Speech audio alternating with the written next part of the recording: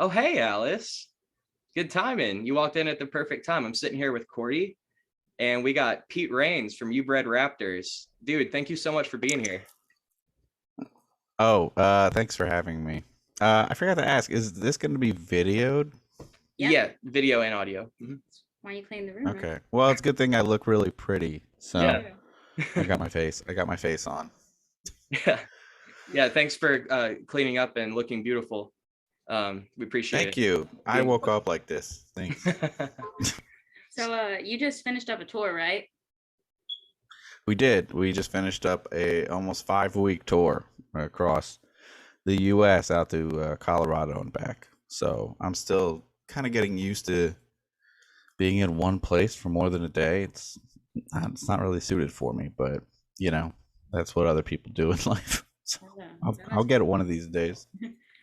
And you go ahead. That sounds insane, especially with the gas prices right now. Do you have any fun stories of success or failure from your tour? Um, yeah, gas sucks. That was the worst. I think we spent around $1,200 on gas, and we did about 7,500 miles. That's the most we've done as far as mileage and paying for gas. But I don't know. At least we're not riding around in a diesel truck. Every time we do one of these tours, we just say to ourselves, why don't we just buy a van? And every time, like, we have to pay for merch, or we have to, pay for like a PR campaign or something, just some other bullshit comes up where we should just go out and buy a stupid Winnebago, paint a wizard on the side, and just call it a day. Like, we should just have that van already, but we don't. So, I mean, that's kind of a big failure on our part, because it's really hard for bands to just kind of keep going. But we Yeah. made it home. We broke even. So that's like the cold hard truth. It's very different now in like a post COVID landscape. Right. We're just kind of navigating it. We lost a lot of our contacts. We're trying a lot of new areas. So I'd say that's a big success, is that we made it. We tried 75% new places, and we still kind of came out on top. So could have gone a lot worse. So You guys are based in New York, right? yeah, so we're in New York City. I'm in Queens. Our drummer Danny is in Brooklyn, and our cellist Tara, she's a little bit out of the city, but still close enough if we ever needed to, like, have a show, or do a chest bump or a high five or something, just to recalibrate with the band. So You need those. And you guys got your start busking as part of the Music Under New York program, right? yes. So we got indicted, I don't know what the word is with this one, but we we auditioned back in 2010, and we were able to get in. And that's like, I think there's something like 500 to 700 people apply, and then maybe 60 people get an audition, and then they only give out about 15 spots a year. Wow. So I knew that when we did that, we would be, it was like televised, and there was a bunch of judges, and I knew the judges we'd be working for, basically, were going to be like on the older side. There'd be like a bunch of boomers up there. So we didn't want to scare them. We didn't play with masks, and we kind of played the most like four on the floor, head bobby kind of like accessible song. And I think we just got lucky that year. We were up against a lot of like singer songwriters, and a lot of like panpipe flute bands. So we were actually something refreshing. And once you're in for life. But it's a very difficult life of busking, and it's so radically different now. So the last couple of years, since COVID, we haven't really busked into Subway. We've just been touring. So, but it's made us really like tight as a band. I don't know. It's kind of made us like better humans, because like you see a lot of shit down there, but most of it's really positive. So just there's just a ton of stories from down there that are like really good and really uplifting, but also like, this is why you're doing this. This is why you're a musician. You came to New York to play in front of people, and you're literally playing in front of like 60,000 people an hour, and they're not all going to listen to you. And some are going to say that you suck, and that's okay, because you can extrapolate some of that criticism and try to find something constructive about it, and then you get better. So I mean, there was a time when we didn't even really need to rehearse. We would just go down to the subway, and when it was like pretty vacant down there, or like nobody was listening, we're just like, let's just try this new song like 3 times in a row. So I think a lot of other bands kind of get into the idea of, you know, we only want to play to our friends, or, you know, every couple months, or like we just want to jam out. But like me, I came to the city to play in front of people, and we were honing our set. Even if we thought we had like a really tight set, we play in front of a bunch of strangers and they just like roll their eyes, or they like walk away. Even if they're not being rude, they are telling you whether they like it or not. And there's no more honest reaction than like a strap hanger. Sorry. It's such a Go ahead. skill too to be able to have those moments where you go into a performance and your confidence gets cracked, and to not let it affect the rest of what you're doing or just shut you down entirely. I know I've run into that. Oh, yeah, for sure. And like there would be songs that I'm like, this is gonna kill down there, and then I look up and I see a bunch of like kind of cool people, like people dressed like you, like, oh, they're gonna like our shit, and then they're just kind of like, meh, and that and is then they so walk weird away. to me. That is so strange to me, because you guys have, like, I've never heard anything like you guys, and I really mean that. I wouldn't just say that. Like, you guys are doing something I've never seen anyone else do. For example, like, I was just watching a video earlier of you guys busking, and you took the bow to your bass, and it's like, the shit's wild, man. I mean, you know, maybe you're not the only person to have ever done that, but it's the first time I've ever seen anything like what you guys do. So it's strange to me that like people just, you know, maybe they're busy on the way to work and they're just not, you know, they're just going. But for someone to scoff at you, like, that's so weird to me. I think people judge things. Oh, I mean, but understand, and they don't like to be challenged.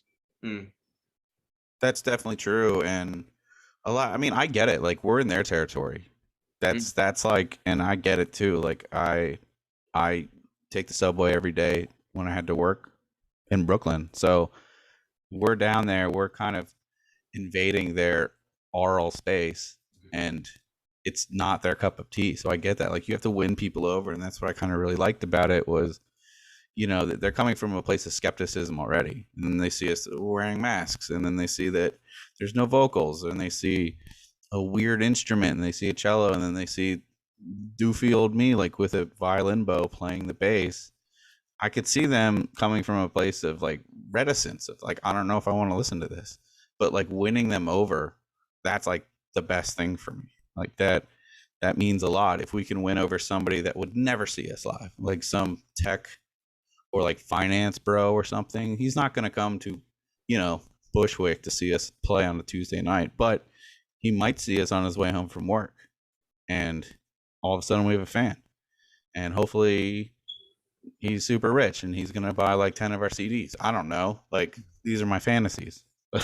Hey, it could happen. It's happened a couple times. Like, it's nice. I know it's New York. Like, a lot of weird shit happens, and it's you embrace it or you get scared of it, and that's okay. Like, if you don't like us, you don't like us. There's only a couple of times that people would like get up in our face because they didn't like us, but I'm gonna say that they were probably dealing with some other shit in their life, and we weren't even a blip on their radar. So yeah. I think that's really smart to have that bravery. A lot of people want to stay in their comfort zone, which is a lot like, you know, singing into an echo chamber. It may feel good and you may make good memories, but it's not how you expand your base and reach new audiences. Yeah, for sure. I definitely feel that. It's a really good point, because like what we're dealing with a lot now, especially trying to book out in different areas, we're finding that we're competing against a lot of like influencers and like YouTubers and TikTokers, and that sounds weird that you would say that, like, you know, you're a third hold at a venue to some YouTuber, but it's true. Like, these people gain huge audiences online, and then their tours, they're not really tours, they're just victory laps. So they'll just sell it out to all the people that already know them, and they just play safely. Yeah, they don't really challenge anybody. They're, you know, it's not even like you're supporting a bigger band. Like, even then you have to like work that crowd, because that crowd is there to see their favorite band or something, and you're just the band in the way. So at least there, like, there's some crossover. There might be some sonic similarities, but I don't know, the YouTube tour packages are like, I mean, am I jealous? Would I really want to do that? Of course I would. Like, I really wish we had like a strong Patreon following that we could like sell out shows every night, but we've been doing the grind for like 7 years now on the road, and I don't know if there is some romance to that, but I'm getting older and I really kind of want to see some kind of progression, to see some kind of uphill climb. Basically, I was liken this to like climbing an avalanche, and like avalanche is just cascading down constantly, and if you're not constantly throwing your like pickaxe in there and trying to climb it, like you're going to be descending.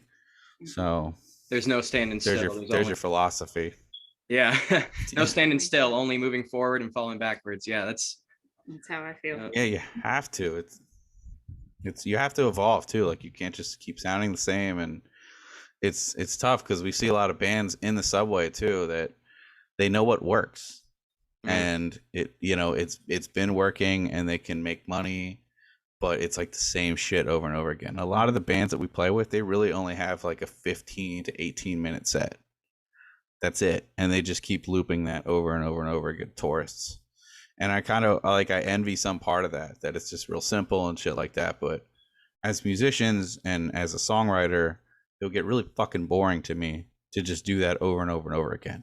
Like there's something to be said about playing consistently, because you're playing for like two people basically. It's that old, I don't know if you know that theater adage of like you're playing to the person that's seeing it for the first time, the person that's seeing for the last time. So like you always put on a good show no matter what. But with that said, you need some variety. You can't just keep doing the same thing over and over again. So I feel like that has to come across as well, like it has to get boring and you have to lose your fire and your passion. And what a lot of people want to see is somebody enjoying themselves and being honest through their music. Yeah, it's very, audiences are very in tune with that. They can see through the bullshit. If it just looks like you're punching a time card. There's even like great bands that I love, that I know they're just kind of doing this for the paycheck, and they're so good at what they do. I respect it on a level, and like to keep a band together that long is impressive, but I'd rather see somebody like fuck up a song and be like, whoops, we're gonna start that song over. Like I'd rather that than seeing a band that just plays the backing tracks and they just look kind of bored, and they're hitting all the notes but they're just on autopilot. But I already know how hard the other circumstances are in this game. So, it's kind of like catcalling a female on the street being like, hey, why don't you smile? Like that person's going through a lot of shit. I'm not going to tell this musician who has to deal with the booking game and the politics behind it and like the money and the lawyers and like the trademarks and the EIN numbers and all that shit that like we're dealing with now since we're an LLC. Like if somebody was like, hey, you should smile more up on stage, like I might lose my shit. Yeah. Like it's taking everything. It's taking everything in me to make it go. Yeah. Yeah. So, anyway. What I'm curious, what are some like growing up, what did you listen to? What did your parents listen to? Well, kind of a weird childhood, but my dad was my parents followed the Grateful Dead around. And then my dad found Jesus, so he became a pastor. But so it was like a combination of like jam band, bluegrass, Celtic music, because we're Scottish, and then combined with like hymnals and Jesus stuff. And then my first concert ever was Creation, which is like a Christian Woodstock, and it was fucking terrible. And I don't know if you could tell, but I've kind of fallen far from the cloth here. So that's a relatable story for me. I was also raised really religiously, so I definitely feel you on that. It looks like it stuck really well with you too. Yeah, so. For sure. Yeah, no, I'm a good Christian boy. It's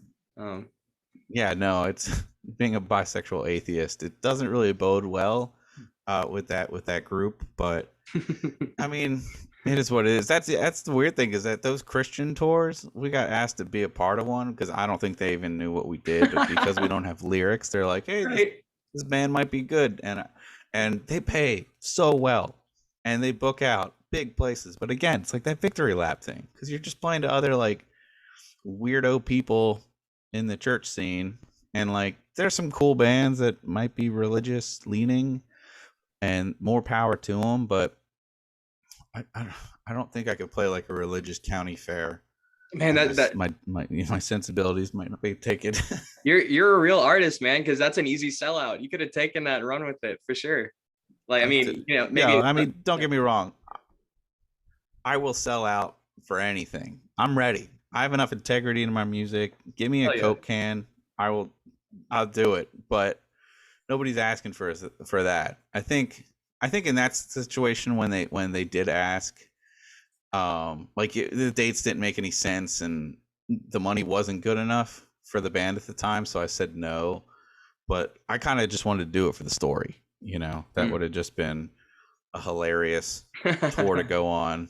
Yeah, like just playing to packed churches and like meeting hip cool youth pastors, who are trying to like not seem too religious but seem so fellow kids kind of cool with me. And I kind of wanted that awkward experience. But well, if you ever change your mind and decide to do a church tour like that, and you come through Nashville, promote it. I'll be there. I don't give a fuck. No, you can be our tour manager. Okay. Yeah, that's what's up. So yeah. You said you were an atheist. I'm curious about that. What do you think? I guess let me preface. No one knows the answer to this question. Not a single person on the planet. But what are your intuitions about what happens after we die? Oh. I mean, I guess I should say that I'm more of an agnostitheist, meaning like I would be an atheist, but I don't have the wherewithal or the energy to fight on subreddits about religion. I don't care enough. The fight has been kicked out of me since I've been a child, dealing with like a religious dogmatic upbringing, and I just don't care anymore. Like I don't care what brings you peace. If it makes you happy, that is all good. If you're a good person, that's all I kind of care about. But I'm not going to tell somebody they can't believe, but at least like in like a dating scenario, if I'm on a date with somebody and they say, my faith is really important to me, like I'll probably wince, like just uncontrollably, reflexively. And it's not like, ew, you suck, like I'm smarter than you. It's just like, oh, that's going to be a problem. That's like a big red flag to me. And that's my shit. And I don't want to put my shit with you because you might be dealing with something. Maybe you're sober now and like this is what you need to not relapse, whatever. It's not my business at that moment. So you are allowed to do whatever you want as long as it doesn't inflict harm on other people, kind of thing. Yeah. It's just for me, it's hard to reconcile a lot of what I saw in my childhood as far as like religion and like trusting God and finding, his purpose and plan in things. And I just, even from a young age, I was like, this kind of sounds like bullshit. And then as I got older, I was like, this was bullshit. Like even as a young kid, it's kind of easy to see through. But if every authority figure in your life is telling you like, no, like God has a plan for you, you just got to trust it. And I was like, I don't know, like Gavin Rossdale looks kind of hot. What does that mean for me? But, Gwen Stefani's also hot. I really hope they get married someday. And then I like shipped them and then made it happen. And then this is a really weird metaphor, but the point is like, I don't know. It's been a slow progression. It was a long time before I kind of told myself like, oh, I guess I am atheist. And to answer your question about what happens when you die, like I'm probably the worst person to ask because I have like severe thanatophobia. Like I am just so scared of dying. Like it just cripples me. Why? And why that's what a lot of this like. Sorry, I didn't mean to cut. Well, I think a lot of it. No, it's okay. I think there's a latency issue. So if I'm not gut busting laughing at your jokes, that's why. Okay. So, I think that's what pushes me so hard with music because I feel like there's just this eternal like like hourglass element to all of this. I think like the time is always running out. If I don't make something of myself by a certain point, then like it's all gonna be worthless. And I already feel like, in my 30s, I'm like the old guy still trying to make it, even though that's not the case. Like a lot of people take their time with that, and there's no real timeline. There's no normalcy in all this, and the landscape's changed and blah blah blah. But every day I feel it. Every day, like that I don't do something musical related, I feel this incredible amount of guilt and pressure to make something happen. And that is like a driving force, but it's not a healthy one. It's very toxic to wake up every day and like kind of flagellate yourself that you didn't do an Instagram post yesterday for the band. Yeah, like I feel like I definitely get you on that. Like I feel remorse and guilt if I don't like do, and it's like nothing. Even when I am just like doing all the time, it's never enough. It's never good enough for me. And it's like I definitely feel you on that. But like the catch-22 is like that's what makes us artists. That's what pushes you further and keeps you from being complacent like that. Like we were talking about with other artists, like, you know, doing the same set, drilling it every time the same way. It's like I feel like that what you're talking about is what pushes it past that self-flagellation. Yeah, I feel like it's almost like an addiction. Sorry, you go ahead. Addiction. It's almost what? It's addiction. Like an addiction, a drug. You know, I'll write a new song and I'll feel great while I'm writing it. I'll feel great recording it that first listen. And then afterwards, I'm like, okay, I'm low again. What's next? Where's my next fix? What's my next song? Well, yeah, there's definitely that, because like, I don't know if addiction is the right word. Like it's a compulsion after, like I'm not enjoying it at the moment, you know, where you're only known for like your last hit song or like how many tickets you sold at your last show. It's just this cyclical thing that it's not really rewarded, because like the general audience, they have such a low attention span. And like once you put out something, whether it be like a video or audio or a podcast episode, like that time's ticking. 6 days. And then you have 6 days to just kind of relax until the next one has to come out, and there's really no breathing room. So as far as like what that has to do with like my impending fear of death, I don't know. I mean, on a deeper level, I had like a choking incident where I was alone about, I don't know, I guess it was like 12 years ago. I was alone and I started choking, and I had to give myself the Heimlich. And it was like that was it. Like I was passing out. I was on the ground, and I like and I was like punching myself in the stomach, and then that didn't work. And then when I fell to pass out, that's when the food got dislodged. And I was like, that's it. That was like, because I was at a client's place, I was dog walking, and there's so many things that ran through my head where I was like, okay, there's a dentist's office like a block away. They have to know CPR, right? Like that's just what I thought. And then the other thought was like, my boss is going to be mad at me because I'm eating at a client's apartment. Like that was a genuine thought. And I think that kind of goes along with what you're saying, is that, you know, you feel this constant need to produce. That's by design, is that we're meant to work at these awful jobs and not be creative, because it keeps us like pushing the fucking ball up the hill like Sisyphus, you know? So I don't know. Like I'm already pot committed. I can't, there's no fallback plan. I'm doing music for the rest of my life. I don't want to be poor doing it for the rest of my life, but I've learned to live with it, at least at the moment. So yeah, do it till it kills you. It's all the only option. Yeah. And it will. It will. Yeah. So it's okay. So we talked about what happens after we die. As far as people, how people came to be on Earth, I think I would assume that you and I are on the same page, that the Earth is not 5,000 years old. It's probably a little bit older than that. I don't know, man. I don't know. I think God put fossils on this Earth to test our faith. It seems legit to me. And and if there were, if evolution was real, why are there still monkeys? So checkmate. And take that one, atheist. No, we're definitely on the same page. Yeah. Well, I don't know what I believe as far as like how we are here. I don't think it's a holy book made by a bunch of white dudes. something happened. Mm. So that's why, like, I kind of saying you're an atheist just kind of like nullifies a lot of that, and that's why I kind of teeter back and forth of just I don't care, but something put us here.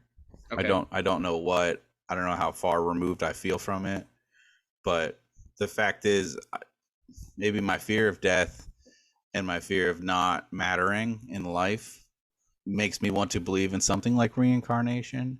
Like, I really wish I'd get another chance at all this. And, you know, I don't know. I guess I didn't really think about this when I was installing my toilet seat today about like the meaning of life, but here I am. Yeah. Okay. So it sounds to me like, because something I struggle with is like, I think natural selection is how life comes to be, but there seems to be a missing link when it comes to people. I don't necessarily think that like there seems like something else is going on there. Like I've heard arguments for it being just natural selection, and there's just a gradient of like to getting to sapience. It's like a long process.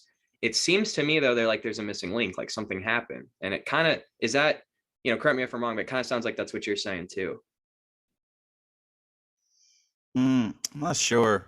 I mean, I think before the missing link, like genome or whatever, that like that part of life, you're right, there's something that we don't know. I'm just saying, to create all of this, like, I guess it'd be more akin to like a Big Bang Theory kind of thing. Like, what started all of this? Like, if what slithered out of the water to make all of us kind of thing. But even before that, like, what gaseous atom exploded and started making life? I think there probably has to be some omnipotent force out there that kind of got this ball rolling, I guess. But it kind of terrifies me it terrifies me to think about it, because it's like, you know, if there isn't a God, like, nothingness is just terrifying, you know, like just dying and just being in a vast, you know, slate of black nothingness is just the worst, at least for me. That sounds terrible. I'd really like there to be, you know, some kind of, you know, reunion with the people that we've met in our lives and that, you know, that we've lost. But that just might be childish me thinking of like the pearly gates in heaven, you know, and like hanging out on a cloud. So I really thought when I was younger, like, hey, how cool would it be to go up to heaven? And then I literally thought there was a door in heaven that you would look into, and it was just like a tally on the wall of every time I've ever masturbated. Like, I really thought that existed, because I'm like, well, God's always watching, right? He knows how many times. And I was like, how cool would it be to be with all your friends and see who had the most tallies? And then I was like, this is weird. Like, why is God watching me jerk off? But I don't know. It's a pretty I hope this didn't go off the rails. That's just what I thought. Like, testing your faith, watching you in private situations, no privacy. Yeah. Looking through. Yeah, and his love of arithmetic, just keeping track of it. Yeah, it's weird. The problem is just people's complete lack of understanding of scripture, because ancient Jews did not take these stories literally. They understood them as allegory. It's only recently, like in the last several hundred years, that we look at these stories and we go, oh no, that actually happened. So like when we have, you know, Sky Daddy looking down on us, judging us, that is a metaphor for reality. There's not that guy. Ancient Jews didn't believe in that guy. The guys that wrote the Bible didn't believe in that shit. It's like it's an important allegory. But I mean, and it's very obviously an allegory, as far as like parting a Red Sea, a talking snake, a burning bush, like all these things. You know, there's elements in each of these stories that have, you know, like literary comparisons. Like these, it's any kind of scholarly person that were writing and reading this, it was very obviously a metaphor. But, you know, religion is also for dumb people, you know. So, and it's weird because like my dad, who's like a pastor, he has like 2 doctorates and a PhD in this shit, and he's like smartest man I know, but in the same time it's like also the most gullible, if you believe this. So it's very strange, you know, to kind of grapple with that. On that, Pete, like I was raised as a Jehovah's Witness, and I was also homeschooled. So like all of my peers That's why you're were, weird. that's why I'm fucked up. But all my peers were in the church, and on a similar line of what you're talking about, it wasn't until like I moved out when I was 18. I'm 26 now. I got it, but I was probably like I was out for years by the time I finally like came to grasp with this. But something I struggled with my entire like adolescence was like, these people are not dumber than me. Like these wise men in the congregation, like they're so much more learned, and it's like they have so much more life experience, but I'm seeing these issues that they're not seeing. And it's like, I'm not so arrogant to think that that's because I'm smarter than these people. That's not it. So I'm like, what's going on? What is this? And it wasn't until years after I left that I really came to grasp with that. What it is I was lucky to get out when I was so young, because if I'd stayed in it longer, it's like you build all these social connections. You've already invested so much time in this, then it's like for someone to rip that away from you is like you're gonna fight for it. And it's like that took me a long time to come to grips with that. It's like it's not that these people are easily misled. Even intelligent people are people are gullible, like you said. It's like, and it's not just religion, right? It's politics, it's everything, it's anything that people just like gung-ho, like all in on. It's yeah. Anyway, tiny rant over. Again, I think that's by design though too. I mean, there's a reason that Rumspringa happens for Amish people at the age of like 15 and 16. It's because they've had like childish bonds, but they haven't had any adult bonds.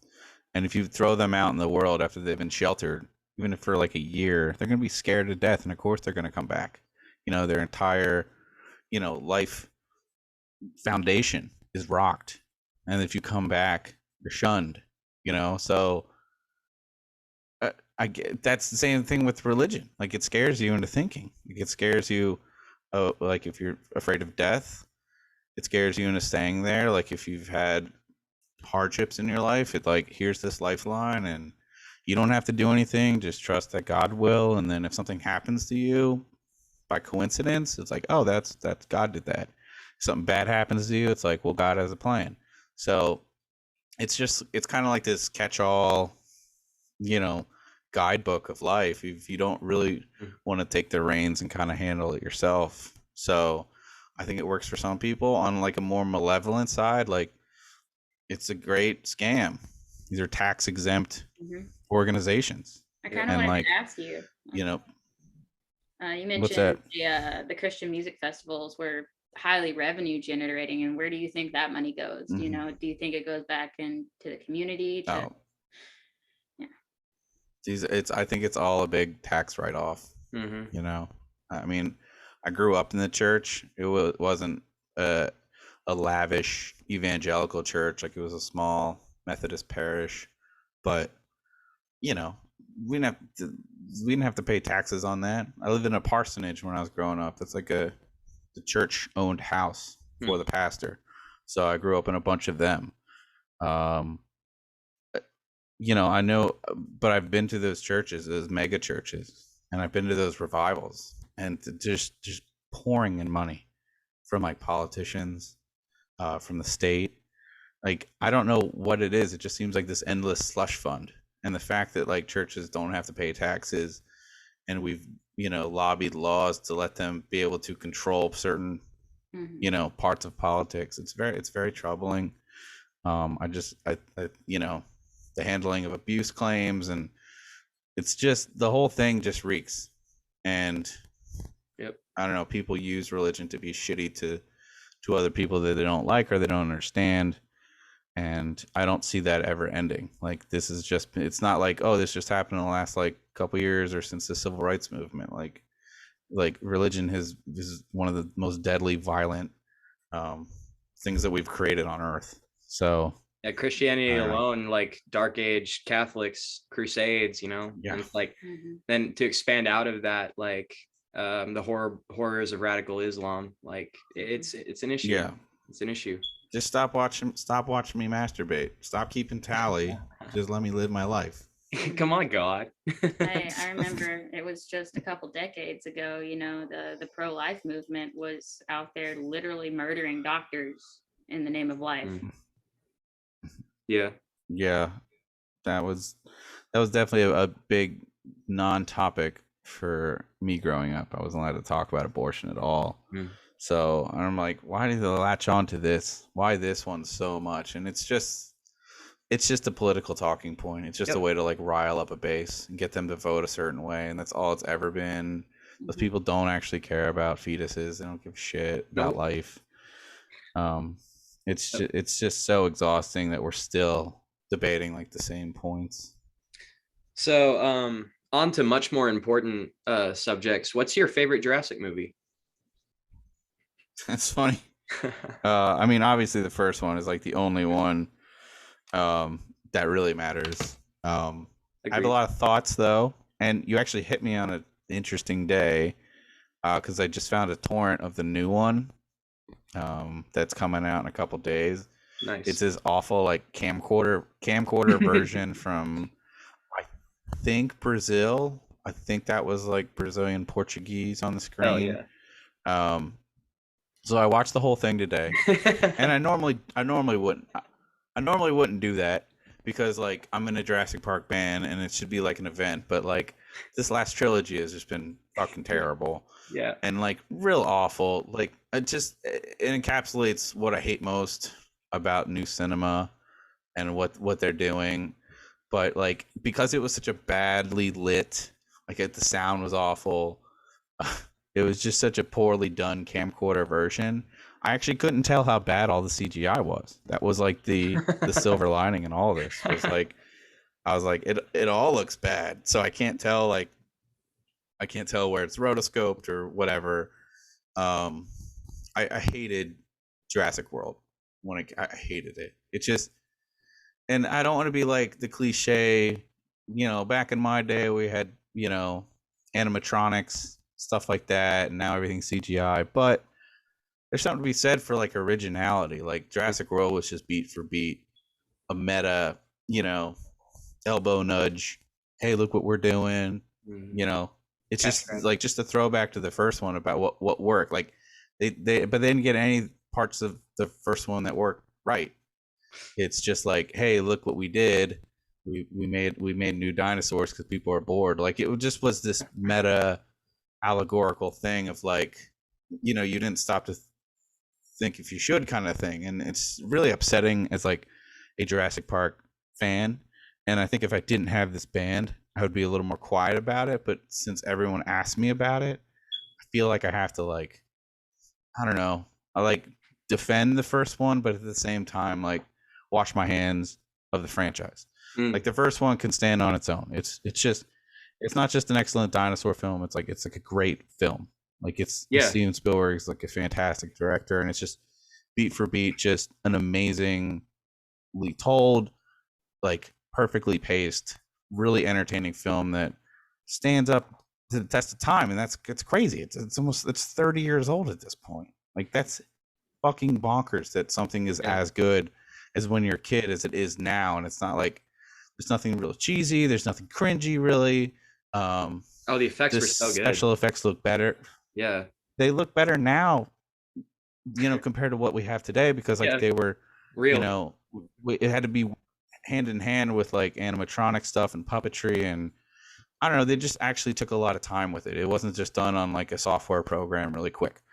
So the new one is just straight garbage, and the fact that like the three main cast members from the first one are back is just. It's like a paycheck roll. I'm not going to get too upset about it. Like I saw that coming, but it's just such a non-movie, and I'm tired of people saying like, well, it's not supposed to be an Oscar-worthy film. Like just enjoy it. Like every time we say that, we let it be known that diminishing quality is okay. And it's not. Like you can make something amazing on a $5 million budget. Like because you care about the characters. They're not all wearing plot armor. Like there's actual stakes. But this movie was like $200 million, and it's very obvious that it just threw all the money at like bullshit, you know. And I kind of wish that less characters, like more story, better dialogue. Like I don't need somebody punching up a script and having, you know, I don't need comedic relief in a movie about dinosaurs. You know, just fucking tell a story. I don't need Chris Pratt like doing a one-liner or like calling back a meme. It's just fucking exhausting. So thanks for coming to my TED Talk about Jurassic Park. Okay. Next question related. Kill, marry, fuck, Triceratops, T-Rex, and Stegosaurus. Well, I think I mean, I'd probably have to kill the T-Rex because it's a little like toxic masculinity. It'd probably be very alpha. I would definitely marry a Triceratops because they're gentle and our children would look beautiful. Mm-hmm. And I'd have a crazy soiree with the Stegosaurus. Hell yeah! Because I don't know, it's probably into rough stuff with that armor on. So Swagasaurus. I was thinking about, I knew I was going to ask you that, and I was thinking about what my answer would be, and it's, yeah, I agree. I completely agree with you. Yeah. I remember when I was a kid, I was eating cereal, and on the back there was like, hey, check out these dinosaurs kind of thing. And they had a picture of a Stegosaurus, but they had the description of a Triceratops. And I remember writing to General Mills.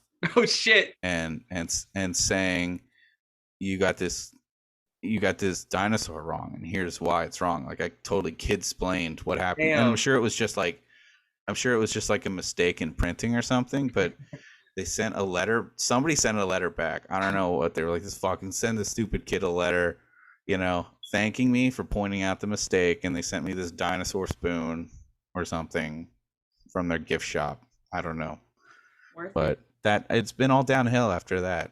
You know, that was like my crowning achievement in life. Mm-hmm. Yeah. What's your crowning achievement in music? Yeah. Yeah, I mean, I guess the serious answer is like how much the band has grown and evolved and not felt stale to me. Like, I think this new album that's coming out, not to sound like a shameless plug, like it's the album I'm most excited about, and everyone says that about the new album, but this one just feels like special. Like we went through like a real traumatic breakup in the band last year, and like this rebirth just feels really amazing. And Tara, the song, like she's my songwriting partner and she's like my business partner now. Like just our bond has grown so well, and just us writing together. So it's like the first new music we've had since like, you know, my last songwriting partner left like 5 years ago. So it really means a lot to me that this is what I've always wanted it to sound like. It's like that notion in your head of like what your dream band would sound like in your head. Like I felt I finally heard it this past tour, and like that meant a lot to me, was that there's like no tension.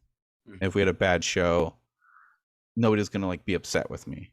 You know, I wasn't gonna get some kind of like shitty comment about like how I, you know, you should have done this or you should have done that. It was like, hey, we're in this together, and like through thick and thin, we celebrate the spoils of war and like the tragedies as well. So that was like, nothing compares to that, honestly. And like when you're the band leader and you're like the original member that founded it, it's just, you have to be the asshole sometime, and like a lot of times it's like unfairly so, and like you're the boss, and you know, you take it on like when something doesn't work out. But it was really nice to have people shoulder that with me. Mm-hmm. So I'm not sure if that's my crowning achievement. It's just the fact that what we've been through as a band would have knocked out so many other people, like feeling stronger because of like all the bullshit that we've put up with for the past 12 years. Mm-hmm. Like that means so much to me, that these people have my back and they're as excited about the project as I am, because for years I was just like paying people to be in the band just to keep it going, and I was just getting more and more poor. Even if we didn't make money, I still had to pay them out of pocket. Mm-hmm. And they were just kind of showing up, mm-hmm. punching a time card, getting paid no matter what. They didn't care if like there was 10 people in the crowd or 1,000. So it's so nice to have people that are like in it to win it, and like fuck it, last night sucked, but like tonight's a new day, you know, kind of thing. And that, I don't know, without getting too sappy like that, it's just finally, that's what I work so hard for. I think that's a beautifully worthy answer. Do you have a release date for that new album? So it's gonna be this summer sometime. We're getting our vinyl. We were hoping to get like, oh, cool, put out the vinyl in like August or something, but all bands are dealing with this right now, where every vinyl is taking like 6 to 8 months or something to get produced. Like it's like a huge problem in the industry. So we're gonna release it digitally first, and then we're gonna do a vinyl release in the fall or something like that. So I'm shooting for August for the digital release, so we have some time to kind of promote it, because as I said before, like once you release it, that's it, you know, and then nobody's gonna care. So we really have to milk this as long as we possibly can. I gotcha. So is production done? Is you done mixing and mastering? Okay. It's all mixing and mastering is done. I think just like for the vinyl, like you need kind of a sequence master over all of it, because it's going to sound a little different. But other than that, it's like done. It's like 95% there. Right like on. We're not adding any instruments to it. Like it's all like, I've been listening to it in my car, and you know, I'm like, God, this fucking sounds good. Like I'm excited about this song and this song and this song, and that's just cool. We released the album art that my brother has done all of my art since I was like 14, and I'm just so stoked for this one too. And it's made to be a vinyl cover, so it's just nice and big, and it's really good. We have a bunch of, like, we're doing some more touring in September, so like I'm hoping that's the first time that we'll actually have something maybe physical to sell, but definitely like digitally. So hell yeah, I hope you come through Nashville. I definitely won't miss that one. well, yeah, we will. Well, fuck yeah. You get it tattooed backwards on your forehead, so you don't forget the date this time, sir. Will do. Well, Pete, thank you so much for being here. This has been awesome. We are reaching the end of our time. Alice, check out You Bred Raptors, and be on the lookout for that record, because it's going to be fucking sick. Alice, have a good night. Thank you. Thanks for coming. Thank you. See you next week. Bye.